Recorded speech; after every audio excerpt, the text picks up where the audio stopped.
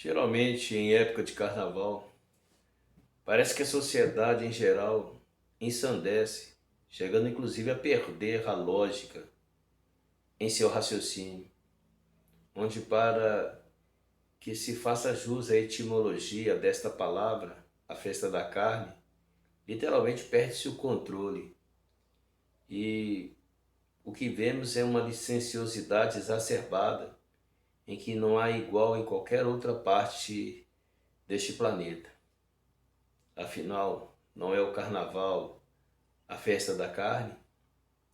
É triste quando eu vejo uma apologia que parte de nossa sociedade que, no afã de promiscuice, libera gratuitamente preservativos, pílulas do dia seguinte.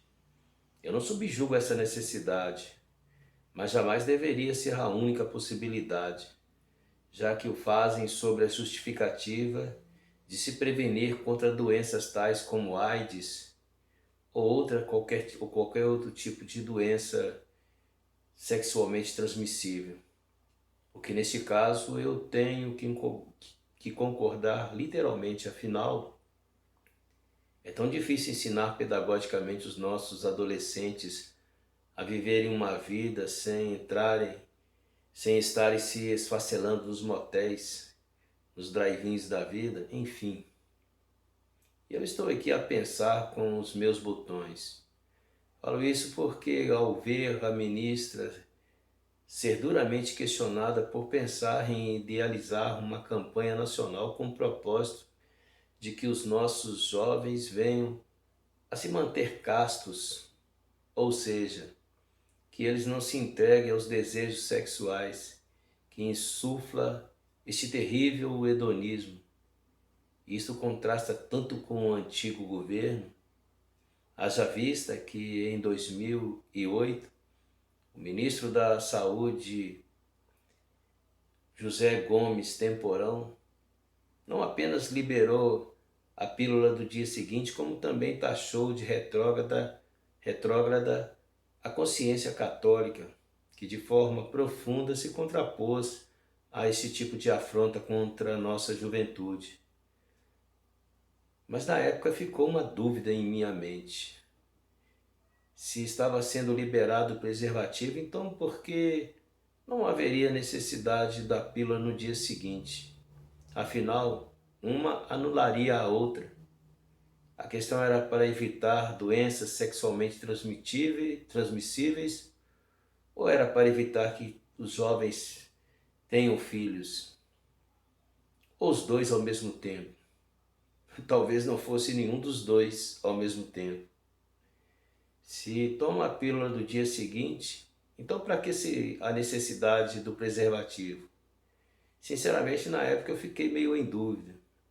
E se na época ele não quis dar ouvidos e chamou de retrógrado o bispo, que era uma pessoa influente da cúria da Igreja Católica, imagina se fosse eu que estivesse falando.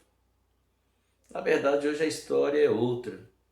Temos uma ideologia mais conservadora, o que é um paradoxo de uma mídia tão deturpada, tão depravada, tão desacreditada, mas que ainda assim tenta enfiar goela abaixo as suas ideologias, ou seja, a sua ideologia extremamente progressista. Dói saber que toda esta apologia ao sexo livre tem se tornado uma afronta à moralidade e aos bons costumes que banalizam por demais o direito de serem livres e de viverem uma vida sem escravidão. Infelizmente, nossos adolescentes ou nossas adolescentes, em sua maioria, tornaram-se produtos descartáveis. E de tanto serem possuídas pela volúpia hedonista, já não sabem, ou talvez nunca tiveram direito a saber, o que é o amor. Vou estar sempre polarizando esse tema, com perdão do gerúndio, porque vi a minha juventude se perder no vício e vi jovens amigos meus descerem à sepultura exauridos por esta nova consciência compulsória pós-modernista. E olha que a minha juventude se deu para os idos dos anos 80, onde os caras pintadas clamavam pelo direito de democracia. Hoje, quantos destes jovens que clamavam se perderam ou perderam a batalha contra o vício, contra a libertinagem, infelizmente que torna-se uma maldita doença deste século. Meus heróis morreram de overdose, meus heróis morreram de AIDS, meus heróis caíram de bêbados e não se levantaram mais. E quantos seguidores seus hoje assimilam seus pensamentos, não souberam criar os seus filhos, que despenderam para uma licenciosidade terrível, isso sem contar a violência que é tão assustadora, numa agressividade, numa compulsividade avassaladora. Será que o nosso tiro saiu pela culatra? Celebramos a democracia, derrubamos até mesmo presidentes e estamos caídos, derrubados pela rebeldia de nossos filhos, pois sabemos que, por mais contumazes que sejam, não passam do fruto da nossa liberalidade. Eu não posso ser reacionário, afinal eu também já fui um jovem e adorava aqueles enormes globos reluzentes no meio das pistas de dança. Porém, por mais violenta que viessem a ser aquelas festas, não deixavam tantas vidas estiradas no chão, com o seu sangue espargido. E a vida tinha muito mais valor. Pelo menos valia bem mais do que as drogas que têm consumido os nossos jovens. Eu não sei se o sexo está levando esses jovens às drogas, ou se é as drogas que estão levando os nossos jovens ao sexo, ou se é tudo junto ao mesmo tempo, onde ficar deixou de ser apenas um verbo, para ser, infelizmente, um prelúdio. O prelúdio de crianças abandonadas nos sinais de trânsitos, a pedirem esmolas, o prelúdio de um enorme índice de gravidez indesejada, de pais adolescentes que não sabem cuidar dos seus próprios filhos. Muitos não respeitam os próprios pais e com isso não trazem em si a estrutura para imporem o respeito aos seus filhos que crescem à revelia e na maior rebeldia. Sou enfático por demais, eu sei. Por favor, chame-me de retrógrado, chame-me de reacionário, mas não deixem nossa juventude se perder, se autodestruir. Existe tanta violência, meu Deus. E a que se deve isso? Essa pergunta não quer calar.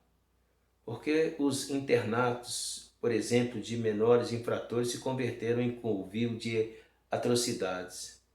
Será que vou ter que adiar as minhas perspectivas para os filhos dos meus filhos e com isso sentenciar os meus filhos a perderem, a se perderem nessa vida ao profetizar ou vaticinar a sua derrota? Será que os nossos jovens realmente estão perdidos? Acredito que não, de forma alguma. Apenas esquecemos-nos de sermos um referencial. Com a nossa mente aberta, outorgamos a eles o direito de fazer o que bem querem da vida e não fazê-lo entender que eles precisam de viver em liberdade, mas porém liberdade com responsabilidade. Eles se perderam, tiveram forças nas suas asas, voaram além dos seus horizontes e muitas vezes voltam para casa ferido e machucado. Porém, tenho total certeza que ao impusermos a Ele, juntamente com o amor que eu tenho certeza que temos por eles, um senso de responsabilidade, um sentimento verdadeiro que sentirão-se totalmente protegidos, saberão em tudo e que tudo deve haver regras, aprenderão a respeitar os seus limites.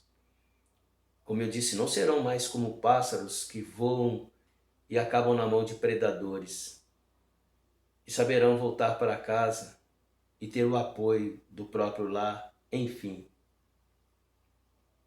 Que Deus possa abençoar e que a alegria do carnaval não seja tão efêmera como tem sido, para que principalmente os nossos jovens vivam muito mais do que apenas 4 dias de folia, mas vivam um eterno gozo e alegria de serem jovens.